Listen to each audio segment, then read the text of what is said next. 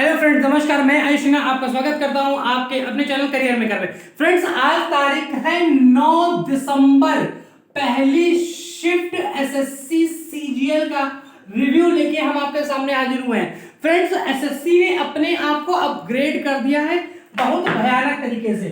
कुछ टॉपिक हम आपको बता रहे हैं, आप ये मान के चलना कि आप कोई भी वनडे एग्जाम दे रहे हो तो उस पे आपको फोकस करना ही पड़ेगा। हम सभी की बात करेंगे। सबसे पहले रीजनिंग का सेक्शन खुला था, देन मैथ्स का सेक्शन खुला था, फिर जीएस खुली थी, देन लास्ट में इंग्लिश खुली थी। अगर हम रीजनिंग की बात करें तो आप एक बात दिमाग में बिल्कुल बैठा लो कि एनालॉगी के 10 क्वेश्चन आए थे। 10 क्वेश्चन एकदम एनालॉगी के रखे हुए थे। इसके अलावा टोटल नॉन वर्बल थी। एक आधे क्वेश्चन वर्बल के रहेंगे, बाकी नॉन वर्बल थी। एक आपकी रही थी पेपर कटिंग भी था, पेपर कटिंग फोल्डिंग भी था। अगर पेपर कटिंग के बाद हम बात करें तो फिगर रिलेटेड क्वेश्चन भी आए थे मेरे भैया। 2 क्वेश्चन उसके आए थे, ब्लड रिलेशन के आए थे। ब्लड रिलेशन आई थी 2 क्वेश्चन की, और एक आपके आए थे सीरीज आई थी, मिसिंग कैरेक्टर आया था, और भी सलॉक्स भी आया था, सलॉक्स भी था। ठीक है, तो ये वो हैं जो वेटेज लेके आ रहे थे। क्लियर है ये।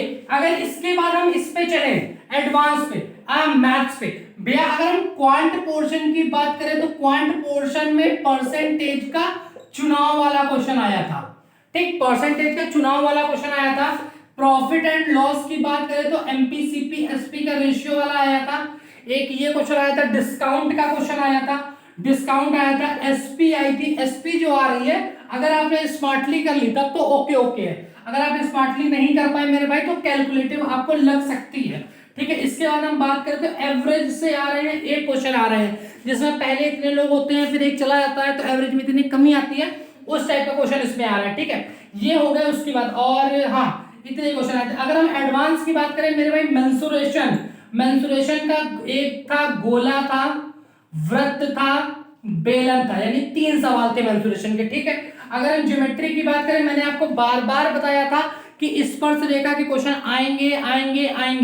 स्पर्श रेखा का ही क्वेश्चन ज्योमेट्री में रखा हुआ था। ठीक, अगर इसके बाद हम बात करें तो भैया ट्रिग्नोमेट्री, अगर ट्रिग्नोमेट्री की बात करें तो कम से कम 3 क्वेश्चन तो ट्रिग्नोमेट्री के ही आए थे। क्लियर, ये आपका एक क्वेश्चन आपका स्पीड का आया था, स्पीड टाइम एंड डिस्टेंस का आया था। स्पीड टाइम एंड डिस्टेंस का एक क्वेश्चन आया था। एक क्वेश्चन आपका टाइम एंड वर्क से भी आया था, टाइम एंड वर्क से आया था। ठीक है, तो हम कह सकते हैं कि ओवरऑल एवरेज में रीजनिंग अच्छी आई थी, मतलब करने लायक, जिसको मैंने पढ़ा उसकी हो जाएगी।